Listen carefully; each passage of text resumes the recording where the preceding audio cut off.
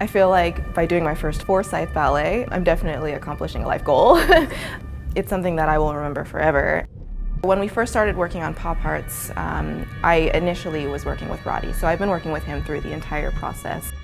Trust is something that you definitely develop within your partnership as you work with each other a lot more. After we started working on Pop Arts, I had the opportunity to work with Roddy a little bit in the Nutcracker as well, in 2 different sections. So I got used to him a little bit more outside of Pop Arts, which allowed me, when we began to touch back on it a little bit more, I had a little bit more trust because I was more familiar with how we worked together, what our strengths were, what my strengths were, and where I could really rely on him.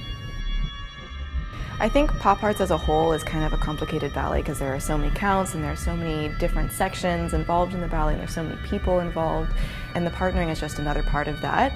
You have to really know what your partner is doing, and both of you are actually dancing at the same time. Whereas in a lot of ballets, or even contemporary ballets, the man is mostly focused on the woman and the woman does a lot of dancing. But in this, the man also has steps, and so we both have to be really aware of what each other is doing so that we can be ready to breathe together and ready to re-find each other and to lose each other and to find each other again.